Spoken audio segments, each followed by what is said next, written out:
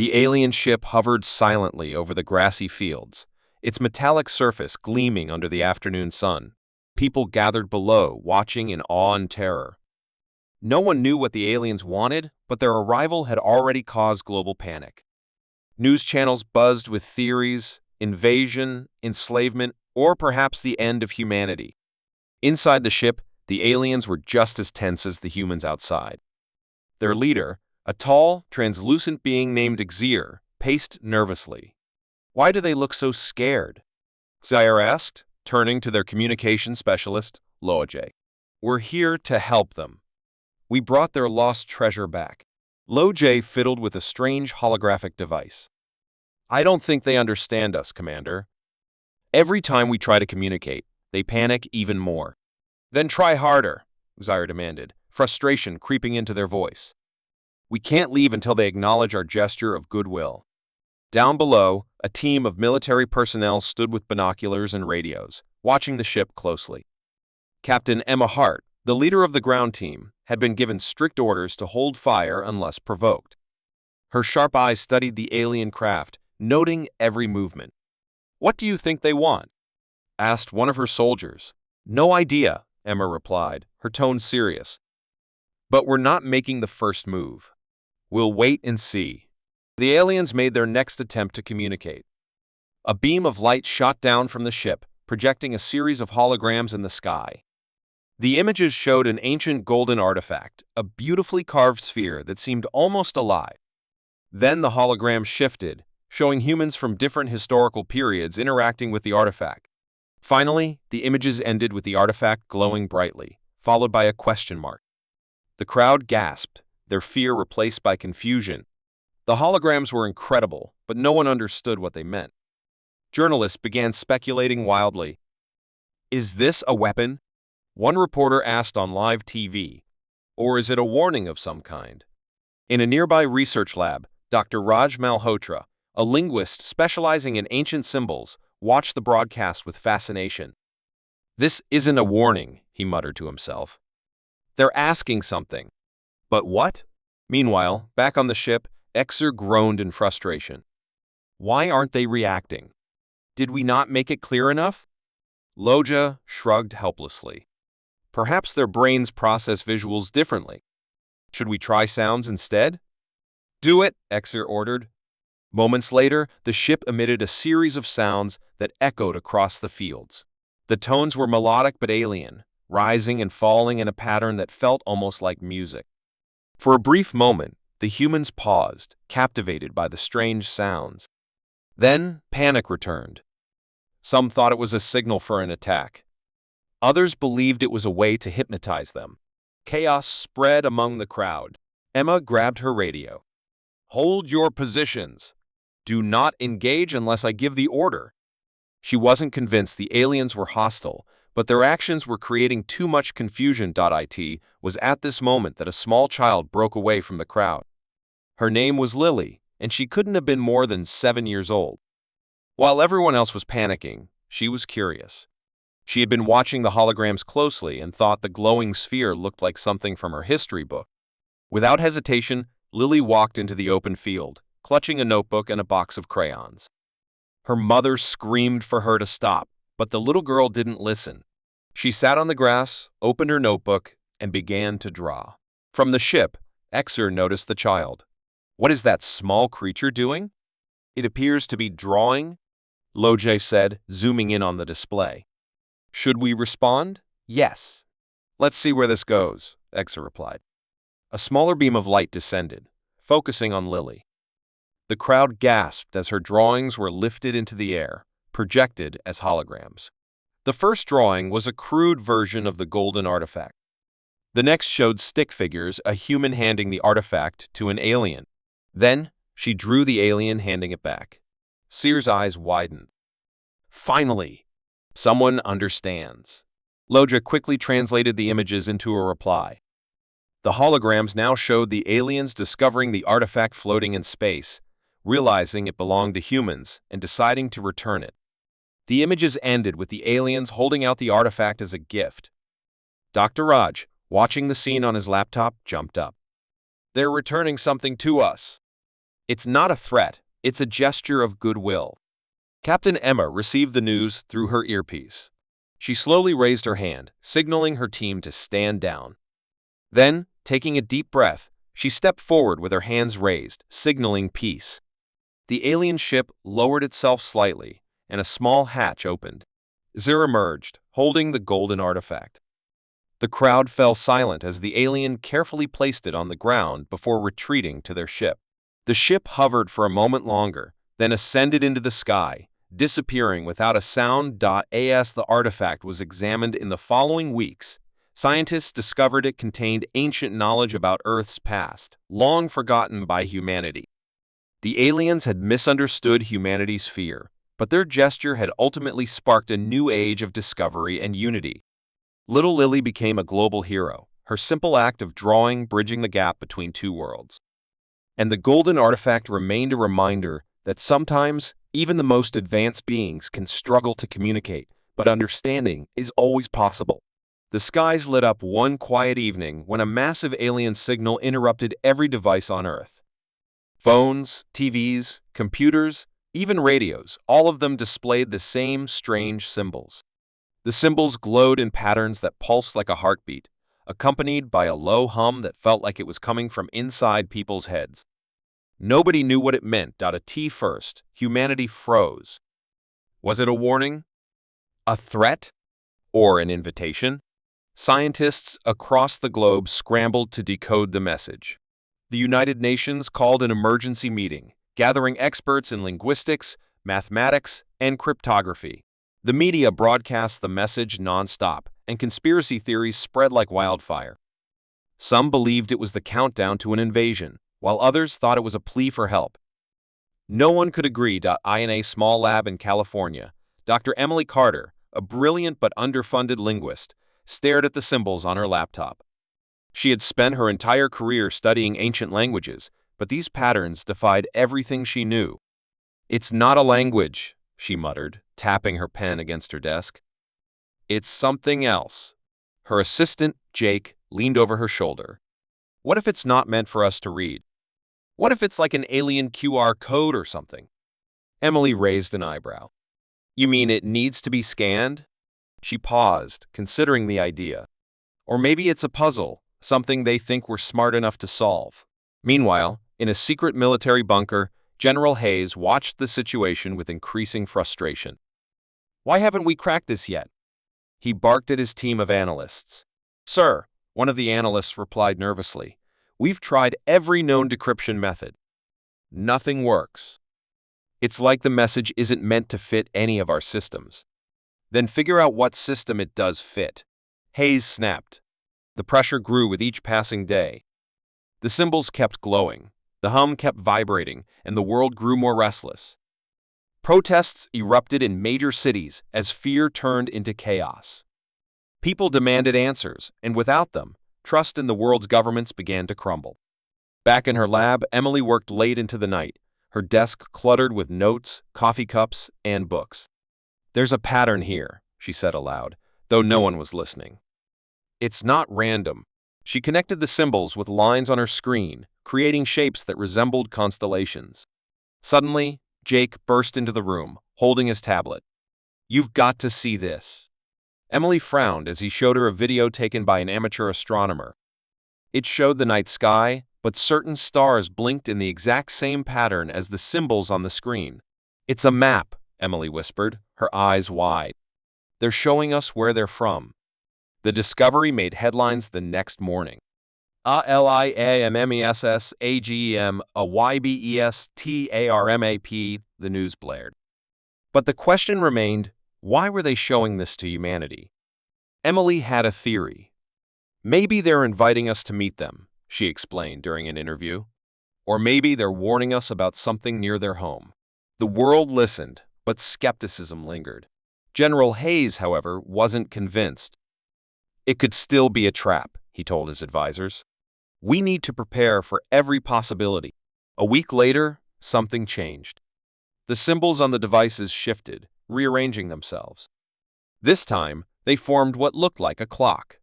The countdown had begun. What happens when it reaches 0? Jake asked nervously as he and Emily stared at the screen. Emily's stomach churned. I don't know. The entire world held its breath as the clock ticked down. Every second felt like an eternity. When the final moment came, the symbols disappeared and the hum stopped. For a few seconds, there was nothing but silence. Then, the sky lit up. A massive beam of light shot down from the heavens, landing in a remote desert in Australia. Satellites captured the event, and the world watched in awe. The light faded, revealing a sleek, alien structure that looked like it was made of liquid metal. Emily knew this was her chance. She and Jake joined an international team sent to investigate the site. The structure pulsed with a soft blue glow, and as they approached, symbols appeared on its surface. This time, the message was simpler, a single image of a human hand reaching out to an alien one. They're asking for contact, Emily said, her voice trembling with excitement. Or baiting us, General Hayes muttered, standing nearby. His soldiers stood ready, weapons drawn. Emily ignored him and stepped forward, placing her hand against the structure. The metal rippled like water, and the structure opened, revealing a room filled with holographic displays. The symbols on the walls shifted rapidly, forming images of Earth's history wars, achievements, and even humanity's first steps into space. They've been watching us, Jake said, his voice barely a whisper. The center of the room was a pedestal holding a small, glowing orb. Emily reached for it, but General Hayes barked, "Don't touch anything." She hesitated, but something deep inside her told her this was important. Ignoring the general, she picked up the orb. Instantly, the room was filled with a voice clear, calm, and undeniably alien. "We came to share knowledge," it said. "But first, you must choose peace over fear." The message ended, and the structure began to dissolve. Emily held the orb tightly as the team retreated, watching the alien technology vanish into thin air. In the days that followed, humanity debated the meaning of the message. Was it a warning? A test? Or a gift? One thing was certain, the aliens had given them a choice, and it was up to humanity to decide what came next. The ship appeared out of nowhere, silently hovering over the city's skyline. It was massive, like a mountain of silver floating in the sky. For hours, it didn't move or make a sound, only reflecting sunlight and casting a long shadow over the buildings below. People stared in awe and fear, unsure of what was about to happen. When the first message came, it wasn't in any language humans understood. Strange symbols flashed in the sky, accompanied by deep, resonant tones that vibrated through the air. Experts scrambled to decode it, but it didn't match any known system. Then, the aliens tried something else. A beam of light shot down from the ship, forming a giant hologram in the middle of the city square. The hologram showed a group of aliens, tall and slender, with elongated limbs and glowing, oval-shaped heads. They moved gracefully, almost like they were dancing, and then began projecting images. The images showed planets exploding, civilizations crumbling, and barren landscapes. People gasped, assuming the aliens were threatening them. But then, the images changed. They showed hands building homes, planting trees, and holding other hands. The aliens pointed to these images, making gestures as if they were trying to explain something. Scientists and world leaders watched closely, trying to understand. Were they warning us? Giving us advice? No one could say for sure. Dr. Nora Evans, a behavioral scientist, believed the aliens were trying to teach humanity something important. "They're not here to harm us," she argued during a global broadcast. "They're showing us the consequences of our choices. We need to listen." However, not everyone agreed. In military bases around the world, generals prepared for the worst. "What if this is just a distraction?" General Carter said to his staff. "They could be planning an attack while we sit here, trying to figure out their riddles." As the days passed, the aliens' messages became more complex. They started projecting puzzles, giant, intricate mazes that floated in the sky. The mazes shifted and glowed, seemingly waiting for someone to solve them. Teams of mathematicians, engineers, and linguists worked day and night, but the puzzles didn't make sense. Frustration grew, and some people began to lose hope. Then something unexpected happened. A young artist named Mia, known for her abstract paintings, noticed something in the patterns. "These aren't puzzles to solve," she said during an interview. "They're art. The aliens are showing us their way of thinking." Mia's insight changed everything. Scientists started looking at the puzzles differently, analyzing them like pieces of art instead of equations. Slowly, a picture began to emerge. The aliens were teaching humans how to collaborate. Each puzzle required teamwork: scientists, artists, and thinkers coming together to combine their skills. The breakthrough came when a group of school children solved one of the puzzles by accident.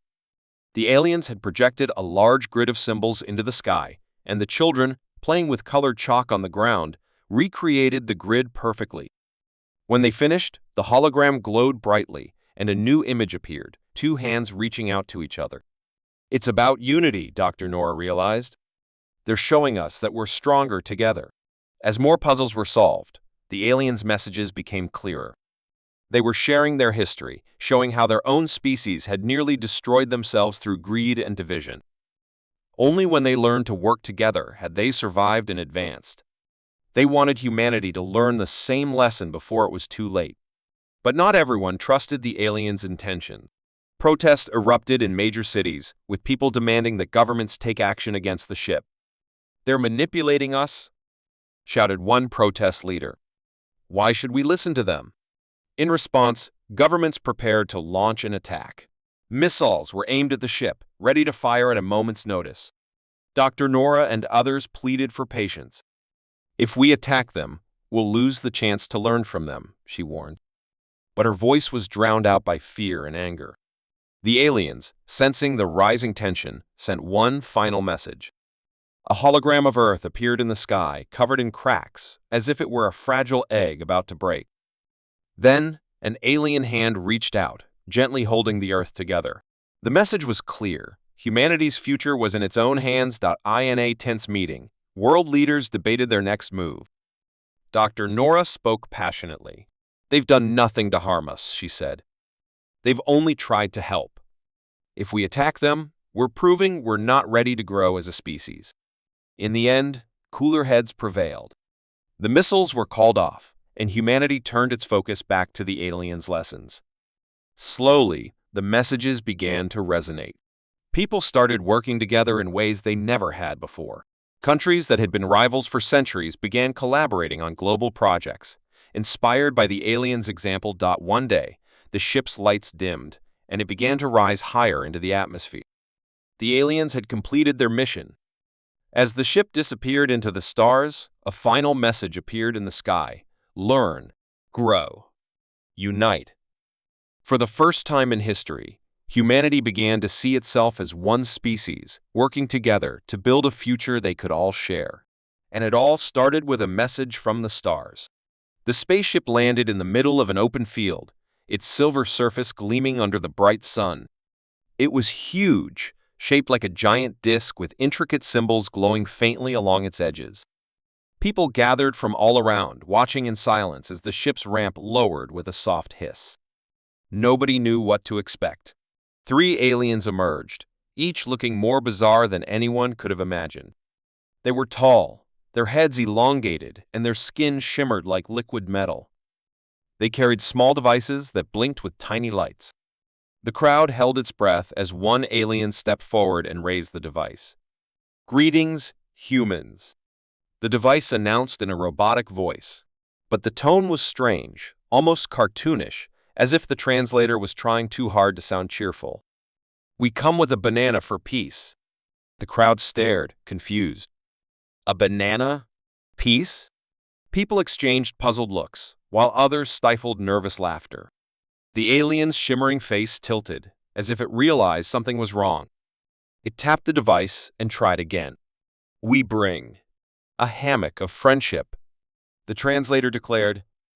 The crowd erupted into laughter, breaking the tense atmosphere. The aliens' companions looked at each other, clearly frustrated.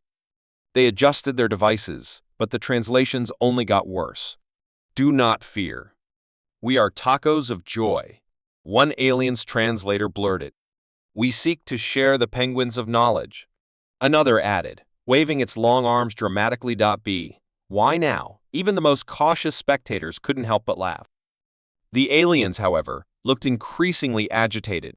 One of them smacked its translator with a sharp click, producing a loud crackle. The voice that followed was deep and garbled, as if the device was malfunctioning further. Insert Earth disk. Reboot emotion chicken. Dr. Clara Hayes, a linguist who had been watching from the front of the crowd, decided to intervene.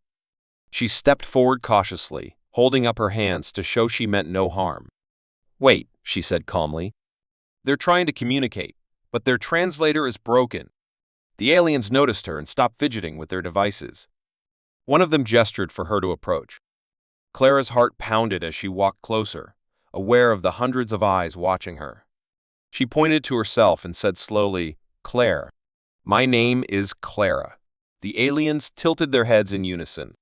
One raised its device, which emitted a series of beeps before responding. "Name Clara. We are spaghetti of the universe." Clara bit her lip to keep from laughing. "Your translator is broken," she said, pointing to the device. Then, she tapped her head, trying to convey the idea of thinking or understanding. The lead alien's glowing eyes blinked rapidly. It seemed to grasp her meaning and tapped its own head in return. Then, it made a series of gestures, pointing to the ship and then to the sky. Clara watched closely, trying to interpret. "I think they're saying they traveled here from far away," she explained to the crowd. "And they want to share something important with us." The alien nodded vigorously, confirming her guess. It then pointed to the device and made a slashing motion across its neck. Clara interpreted this as the translator is useless. "We'll have to communicate without it," she told them. She picked up a stick and began drawing in the dirt. First, she sketched the Earth, then a smaller circle to represent the moon, and finally a larger circle to indicate the sun. The aliens watched intently, their glowing heads nodding. One alien crouched and used its long finger to draw something next to her sketch. It was a series of dots and lines, arranged in patterns that Clara didn't recognize. The crowd leaned in, murmuring in curiosity. Clara realized it might be their language, a written form of communication. "It's a code," she whispered. "They're teaching us." For the next hour, Clara worked side by side with the aliens, exchanging symbols and gestures. Slowly, a basic understanding began to form. The aliens were not here to conquer or harm. They had come to warn humanity about something, a cosmic event that could threaten the planet. The translator crackled to life briefly, spitting out fragments of words. "Starfire danger, prepare." Then it went silent again. Clara looked at the aliens, her face serious. "A solar flare? Is that what you mean?" she asked, pointing to her drawing of the sun. The aliens nodded vigorously. They pointed to the sun, then to the Earth, and made a sweeping motion, as if something large was coming. Clara turned to the crowd. "They're warning us about a massive solar flare. If it hits Earth, it could knock out our power grids and cause global chaos. We need to prepare." The realization sent a ripple of urgency through the crowd. Governments and scientists quickly mobilized to take precautions. Thanks to the aliens' warning, humanity had just enough time to shield critical infrastructure and avoid the worst of the disaster. When the danger passed, the aliens prepared to leave. Before they boarded their ship, they handed Clara a small device. It emitted a holographic image of the aliens, waving in what could only be described as a gesture of goodwill. "They're saying goodbye," Clara said, smiling. As the ship ascended into the sky, the crowd erupted into applause. Humanity had learned an important lesson that day. Sometimes, even when words fail, understanding can still be found. And as Clara watched the ship disappear into the stars, she couldn't help but laugh softly, remembering the tacos of joy and penguins of knowledge. It started with a flash in the night sky. A brilliant, fiery streak that burned brighter than any shooting star, followed by a rumble that shook the ground. In a quiet town nestled between mountains, people stepped out of their homes, staring in awe and fear. Something had landed in the nearby forest. By morning, the area was cordoned off by the military. Scientists in hazmat suits moved in and out, carrying strange instruments. Rumors spread like wildfire. Some said it was a meteor. Others whispered about aliens. Nobody knew for sure, but the tension was palpable. Dr. Elena Morris, an astrophysicist, was among the first to see the object. It wasn't a rock. It was metallic, smooth, and almost alive. It hummed softly, a sound that seemed to vibrate in her chest. As she approached, a part of the object unfolded like petals of a flower, revealing a hollow core. Inside was something or someone. The figure was humanoid but otherworldly. Its skin shimmered like liquid silver, and its eyes glowed faintly, shifting colors like an aurora. It wasn't breathing, but it was clearly alive. The team quickly moved the being to a secure facility, where doctors and scientists tried to study it. Yet every instrument they used malfunctioned near the being, as if its very presence disrupted technology. Then it spoke. Not with words, but with thoughts. Everyone in the room heard it simultaneously, a voice in their minds that was both soothing and overwhelming. "We are here to help," it said. But that was all. No matter how many questions they asked, the being remained silent, its glowing eyes watching them with an unsettling calm. News of the being leaked, and the world went into chaos. Some people welcomed it as a savior. Others feared it as a threat. Protests erupted outside the facility, demanding answers. Governments debated whether to keep the being alive or destroy it.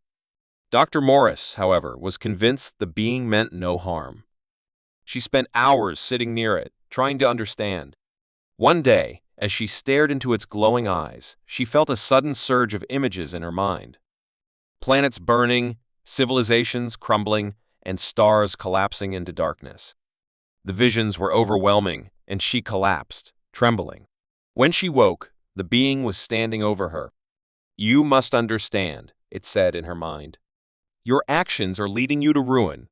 Dr. Morris realized the being was trying to warn humanity, but the message was too vast, too complex for her to grasp fully. She shared her experience with the other scientists, but many dismissed her as being overwhelmed or hallucinating. Only a few believed her. As days passed, the being began to project its thoughts more frequently. Crowds outside the facility experienced shared visions of Earth's destruction. Oceans boiling, forests turning to ash, and skies choked with smoke. "Stop," the voice urged. "Change." But the message was still unclear. What were they supposed to stop? What needed to change? People interpreted the warnings differently. Some blamed climate change. Others believed it was about war. Conspiracy theories spread, each claiming to have the truth. One night, the being's light grew dimmer. It spoke one final time, its voice echoing in every corner of the world. "The truth is simple, but you cannot understand." We tried. With that, the being collapsed into itself, its shimmering body fading into dust. The object it came in began to pulse wildly. It left behind only silence. Humanity was left with more questions than answers. The being's warnings haunted everyone, but without clear instructions, they didn't know how to act. Debates continued, and for a while people tried to change. There were global efforts to reduce pollution, prevent wars, and create unity. But as years passed and no catastrophic event occurred, the warnings faded from memory. Dr. Morris, however, couldn't forget. She spent the rest of her life studying the being's visions, trying to decipher their meaning. In her final years, she wrote a book titled The Truth We Can't Understand. In it, she speculated that the being's message wasn't about one specific threat, but about humanity's nature, its greed, its divisions, its inability to see the bigger picture. "Perhaps the truth was never about what we should stop," she wrote in her final chapter. "Perhaps it was about who we should become." The book became a bestseller, sparking movements and debates once more. But even as humanity made progress, the question lingered: had they truly understood the message? Or was the truth still beyond their reach? And somewhere, far beyond the stars, the being's kind watched, waiting to see if humanity would find the answer before it was too late.